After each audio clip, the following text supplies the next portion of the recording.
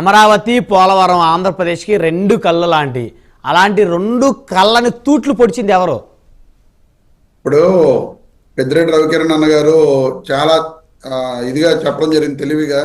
ఎందుకంటే ఆ రోజున ప్రధానమంత్రి మోడీ గారు స్వయంగా చెప్పడం జరిగింది చంద్రబాబు నాయుడు గారి గురించి. పోలవరం ప్రాజెక్టుని ఏటీఎం గా ఉపయోగించుకున్నారు చంద్రబాబు నాయుడు గారు, డబ్బులు దోచేశారని చెప్పి ఇలా చూపించి మరీ చెప్పడం జరిగింది.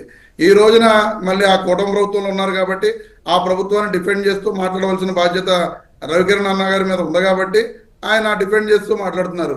సాక్షాత్తు ఈ రోజు కూడా ఆ రోజు ప్రధానమంత్రి అయినా ఈ రోజు ప్రధానమంత్రిగా ఉన్న వ్యక్తి చంద్రబాబు నాయుడు గారు పోలవరం ప్రాజెక్ట్ ని ఏటీఎం గా ఉపయోగించుకున్నారని చెప్పి ఎందుకు చెప్పారండి? ఎందుకు చెప్పారు? మరి దానికి సమాధానం చెప్తారా రవికిరణ్ గారు? పొరపాటు చెప్పారు, ఒకవేళ ఆ రోజున పొరపాటు చెప్పారని చెప్పి ప్రధానమంత్రి గారితో స్టేట్మెంట్ ఇప్పించుకోనండి రవికిరణ్ గారి చేత. అంటే రాజకీయాల్లో శాశ్వత మిత్రులు శాశ్వత శత్రులు ఉండరు కాబట్టి ఏదో ఒక ఆరోపణ చేయాలి కాబట్టి చేశారేమో. అలా కాదు సార్, అంటే ఇప్పుడు ఎవరు చేసుకుంటున్నా ఇవన్నీ ఏదో ఒక ఆరోపణ, అవన్నీ నిజాలు కాదైతే అవన్నీ నిజాలు కదా మీరు మాట్లాడేదాన్ని. పోనీ మీరు అన్న అంశానికి 2014 నుంచి 19 ఆ పీరియడ్ పక్కన నేను చెప్తానికి వస్తున్నా. అంటే రవికిరణ్ అన్న బీజేపీ తరఫున ఉన్నారు కాబట్టి ఆయన మా ప్రభుత్వంలోనే మొత్తం అంతా తప్పు జరిగిందని చెప్పి చెబుతున్నారు కాబట్టి నేను చెప్పడం ఇప్పుడు చెప్తానండి మొత్తం అంతా కూడా. యాక్చువల్ గా 2014 నుంచి 2019 మధ్య జరిగింది ఏంటంటే చంద్రబాబు నాయుడు గారు ఆయన అత్యుత్సాహంతో ఆయన ప్రచార ఆర్భాటంతో నేనే చేస్తున్నాను ఈ పోలవరం ప్రాజెక్టు మొత్తం అంతా కూడా నా ద్వారానే అయిపోతుందని చెప్పి చూపించాలనే కుతూహలంతో ఆయన ఏం చేశారంటే ఆ స్పిల్వే ఏమన్నాయండి, అప్పర్ కాపర్ డ్యామ్ కానీ లోవర్ కాపర్ డ్యామ్ కానీ ఆ డయాఫ్రమ్ వాల్ కానీ స్పిల్వే కానీ ఏకకాలంలో నిర్మించడానికి ప్రయత్నం చేశారు ఆయన. ఆ ప్రయత్నం చేయడంలో అక్కడ జరిగింది ఏంటండి, ఆ సీపేజ్ ఏర్పడింది. 2018లోనే సీపేజ్ వచ్చిందని చెప్పి ఇప్పుడు అలా కాదు సార్, వీళ్ళందరూ కూడా ఘోరం జరిగిపోయింది, జగన్మోహన్ రెడ్డి గారి ప్రభుత్వంలో జరిగిన ఘోరాల కారణంగానే పోలవరం ప్రాజెక్ట్ అయిపోయింది అని చెప్పడం జరిగింది. విదేశీ నిపుణుల అంతర్జాతీయ కమిటీని ఒకటి వేయడం జరిగింది. ఈ రోజు వరకు అంతర్జాతీయ కమిటీ వేసిన నిపుణుల రిపోర్ట్ బయటకు వచ్చిందా సార్ బ్రహ్మనాయుడు గారు? ఆ రిపోర్ట్ని ఎందుకు బయట పెట్టలా? ఆ రిపోర్ట్ని బయట పెడితే చంద్రబాబు నాయుడు గారి ప్రభుత్వంలో 2014 నుంచి 2019 మధ్య జరిగిన ఆ ఘోరాతి ఘోరమైన అక్కడ జరిగిన తప్పులన్నీ బయటపడతాయి కాబట్టి ఈ రోజుకి ఆ రిపోర్ట్ బయటపెట్టలా.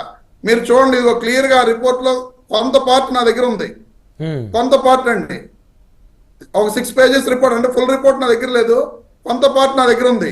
ఆ రిపోర్ట్ లో వాళ్ళు క్లియర్ గా ఏం చెప్పారంటే 2018 నుంచి 2019 మధ్య నిర్మించిన ఆ upper coffer dam lower coffer డ్యాముల్లో జరిగిన పొరపాట్ల కారణంగానే సీపేజ్ ఏర్పాటు అయ్యి ఆ డయాఫ్రమ్ వాళ్ళు కొట్టుకుపోయింది అని చెప్పి వాళ్ళు క్లియర్ గా రిపోర్ట్ ఇవ్వడం జరిగింది. అది రిపోర్ట్ తప్పని చెప్పి రవికిరణ్ అని చెప్తారేమో చెప్పమనండి. ఆ రిపోర్ట్ అసలు ఈ రోజు వరకు కూడా ఆయన బయట పెట్టలా, ఎవరు కేంద్ర ప్రభుత్వం కానీ రాష్ట్ర ప్రభుత్వం కానీ బయట పెట్టలా. మీకు ఇంకోటి కూడా చెప్తున్నా, ఆ రోజు పేపర్ లో ఇదిగోండి, డెన్సిఫికేషన్ చేయకుండానే, ఇది ఈనాడులో వచ్చిన వార్త అండి, ఏ తారీఖునంటే 2018లో డెన్సిఫికేషన్ చేయకుండానే అక్కడ మొత్తం కూడా నిర్మించుతున్నారు, ఏది డయాఫ్రమ్ వాల్ కానీ ఇవి కానీ నిర్మిస్తున్నారు, కింద జెట్ గ్రౌటింగ్ కూడా కరెక్ట్ గా చేయట్లేదు, దాని కారణంగా రేపొద్దున ప్రాజెక్ట్ కొట్టుకుపోయే ప్రమాదం ఉందని చెప్పి అక్కడ ఉన్న వాళ్ళందరూ నిపుణులు వాళ్ళందరూ కేంద్ర ప్రభుత్వానికి కూడా తెలియజేశారని చెప్పి ఆ రోజు ఈనాడులో వచ్చిన వార్త అండి ఇది. ఆ రకంగా తప్పులు చేస్తూ చంద్రబాబు నాయుడు గారి ప్రభుత్వం నిర్మించిన కారణంగానే ఈ రోజున ఆ ప్రాజెక్టుకి వచ్చిన దుస్థితి. రవికిరణ్ అన్న ఇంకోటి కూడా చెప్పడం జరిగింది, 4 సంవత్సరాల్లో ప్రాజెక్టులన్నీ పూర్తి చేస్తామని చెప్పారు జగన్మోహన్ రెడ్డి గారు, కానీ పూర్తి చేయలేదు అని చెప్పి. ప్రధానమంత్రి మోడీ గారు తిరుపతి వెంకటేశ్వర స్వామిగా నేను ప్రత్యేక హోదా ఇస్తాను ఈ రాష్ట్రానికి అని చెప్పడం జరిగింది, కానీ ప్రత్యేక హోదా ఇవ్వలేదు ప్రధానమంత్రి మోడీ గారు. ఇక ఈ రకంగా చెప్పుకుంటూ వెళ్తే ఈ రకంగా చెప్పుకుంటా పోతే ఏ రాజకీయ పార్టీ నాయకుడు ఇచ్చిన మాట మీద నిలబడ్డంటారు మీరు, అంతేనా? కాదండి, మీ వర్షం అదే కదా. ఈ రకంగా మోదీ గారే మాట తప్పారు, మోదీ గారే చెప్పింది చేయలేకపోయారు, జగన్మోహన్ రెడ్డి గారిది ఏముంటది అని అంటున్నారు మీరు. జగన్మోహన్ రెడ్డి గారి టైంలో 2 సంవత్సరాల పాటు కరోనాతో విలయతాండవం జరిగింది, ప్రపంచం అంతా జరిగింది ఆ విలయతాండవం. ఆ విలయతాండవంలో 2 సంవత్సరాల పాటు ఇబ్బందులు జరిగినాయి.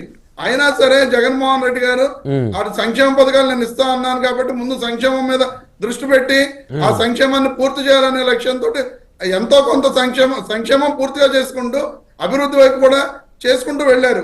అలాగే అన్న చెప్పడం జరిగింది రవికిరణ్ అన్న, తొలి దశ నిర్మాణం అని చెప్పి వాళ్లే చెప్పారు.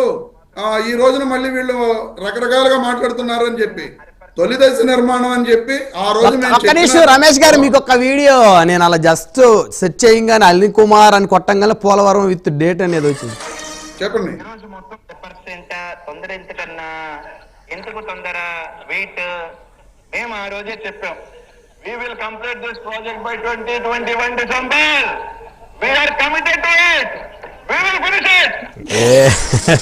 2021 December we are committed, we are finished. ఆ రోజు నీటిపారుదల శాఖ మంత్రి గారు అనిల్ కుమార్ యాదవ్ గారు సాక్షాత్ అసెంబ్లీలో చెప్పిన మాట. ఉమా గారు చెప్పిన మాటలు ముఖ్యమంత్రి చంద్రబాబుకు వస్తుందని జలవనరుల శాఖ మంత్రి దేవినేని ఉమా అన్నారు. పట్టిసీమ ద్వారా 8.8 టీఎంసీలతో కృష్ణా గుంటూరులో పంటలు కాపాడగలిగామని, రాయలసీమను రతనాల సీమగా మారుస్తామని చెప్పారు. ఇదే అంశంపై మాట్లాడిన జగన్ పోలవరం పూర్తి చేయకుండా పట్టిసీమ చేపట్టడాన్ని తప్పుపట్టారు. దీనికి సమాధానమిచ్చిన మంత్రి దేవినేని 2018 కల్లా పోలవరం ప్రాజెక్టులో నీటిని నిల్వ చేసి చూపిస్తామని చెప్పారు. 80 టీఎంసీలు పట్టిసీమ ద్వారా తెచ్చి కృష్ణా డెల్టాని కాపాడుతాం. 13 లక్షల ఎకరాలు స్టెబిలైజ్ చేస్తాం. రాయలసీమ రతనాల సీమ 80 టీఎంసీలు తీసుకెళ్లి నభూతో నా భవిష్యత్ అపర కాటన్ లాగా నారా చంద్రబాబు నాయుడు గారి పేరు శ్రీకృష్ణ దేవరాయల తర్వాత చరిత్రలో సువర్ణాక్షరాలతో లిఖించుకోవాలని చెప్పి కూడా తెలియజేస్తాను. 2000 సార్ బ్రహ్మనాయుడు గారు మీరు చూపించేదానికి నా దగ్గర అన్ని ఉంటాయండి. ఓకే, అంటే ఇప్పుడు ఇక్కడ ఏమర్థమవుతుంది, ఫైనల్ గా మన చర్చ చూసి రాష్ట్ర ప్రజలకి ప్రతి రాజకీయ పార్టీ నాయకుడు ఇచ్చే హామీల్లో అందులో కనీసం ఒక 20% కూడా ప్రయత్నం చేసే పరిస్థితి కూడా లేదు అనేటువంటిది ప్రజలు మరి భావిస్తారేమో. అంటే ఇక్కడ ఒకటి తెలివిగల మంత్రి ఎవరంటే ఇందాక పాపం రవికిరణ్ గారు అంబటి రాంబాబు గారిని సంబంధించి మాట్లాడారు. అయితే ఆయనే తెలివైన నీటిపారుదల శాఖ మంత్రి అనుకున్నా. ఆయన అక్కడ డేట్ చెప్పినట్టయితే నేను చూడలేదు. ఆయన చాలా తెలివిగా డేట్ చెప్పలేదు. అంటే ఆయన అడిగినప్పుడు వేరే విధంగా సమాధానం చెప్పేవారు కానీ డేట్ చెప్పలేదు. కాబట్టి ఎందుకంటే రాంబాబు గారు ఎప్పుడూ కూడా దాని గురించి మాట్లాడలేదు. ఆయన క్లియర్ గా అక్కడ ప్రాజెక్ట్ లో ఉన్న పరిస్థితి ఈ రోజు కన్స్ట్రక్షన్ అవ్వదు. ఎందుకంటే ఈ డయాఫ్రామ్ వాల్ మొత్తం పోయింది, గైడ్ బండ్ కుంగిపోయిందండి. ఆ కాపర్ డ్యామ్స్ 2 కూడా ఇబ్బందిగా ఉన్నాయి. ఆ పరిస్థితులను చూసి వాళ్ళు కేంద్ర ప్రభుత్వానికి తెలియజేస్తే కేంద్ర ప్రభుత్వం కూడా దాని మీద ఎటువంటి చెప్పలేని పరిస్థితులు ఆ రోజున ఏర్పడింది. కాబట్టి అంబటి రాంబాబు గారు ఆ రోజున మేము ప్రాజెక్టు పలానా టైం కంప్లీట్ చేసి నేను అప్పచెప్తాననే మాట అంబటి రాంబాబు గారు చెప్పలేప్పుడు ఆ రోజున ఉన్న పరిస్థితుల్లో క్లియర్ గా మీకు ఎన్ని సాక్ష్యాలు కావాలంటే అన్ని సాక్ష్యాలు. ఎందుకు సార్ ఇప్పుడు విదేశీ నిపుణుల కమిటీ వేశారు, అంతర్జాతీయ నిపుణుల కమిటీ అని చెప్పి, ఎక్స్పర్ట్స్ కమిటీ అని చెప్పి. ఆ ఎక్స్పర్ట్స్ కమిటీ రిపోర్ట్ బయట పెట్టమనండి. ఆ రిపోర్ట్ లో ఏముందో నా దగ్గర 6 పేజీల రిపోర్ట్ ఉంది. మిగతా పూర్తి రిపోర్ట్ అయితే నా దగ్గర లేదు.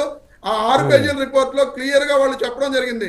చంద్రబాబు నాయుడు గారి ప్రభుత్వంలో జరిగిన నిర్వాహకం కారణంగానే ఈ డయాఫ్రామ్ వాల్ గానీ లేదా ఈ అప్పర్ కాపర్ డ్యామ్లకు కానీ ఇబ్బంది ఏర్పడింది. ఆ రోజు ఈ నష్టం అంతా కూడా 2000 కోట్ల రూపాయల నష్టం. ఈ రోజు మళ్ళీ ఈ నష్టం అంతా ఎవరు పెట్టుకోవాలండి? ఆ రోజు చంద్రబాబు నాయుడు గారు చేసిన తప్పు వల్లనే కదండి ఈ నష్టాన్ని. మరి చంద్రబాబు నాయుడు గారు భరిస్తారా లేదా ఆ రోజున ఉన్న ప్రభుత్వ అధికారులు భరిస్తారా? ఎవరో భరించరు, రాష్ట్ర ప్రజలు భరిస్తారండి. నష్టాలు ఎవరు భరించరు, రాష్ట్ర ప్రజలు భరిస్తారు. మళ్ళీ రాష్ట్ర ప్రజల మీదే కదా ఈ నష్టం. మరి అంతే కదా. ఈ రోజున చంద్రబాబు నాయుడు గారు అత్యుత్సాహం కారణంగా జరిగిన తప్పులకి పోలవరం ప్రాజెక్టు ఆగిపోయింది తప్ప జగన్మోహన్ రెడ్డి గారు చేసిన పొరపాట్ల వల్ల కానీ జగన్మోహన్ రెడ్డి గారి వల్ల కానీ పోలవరం ప్రాజెక్ట్ అయితే ఆగలేదు అనేది క్లియర్ గా నేను ప్రూవ్ చేయగలను. మళ్ళీ వస్తా సార్ మీ దగ్గర.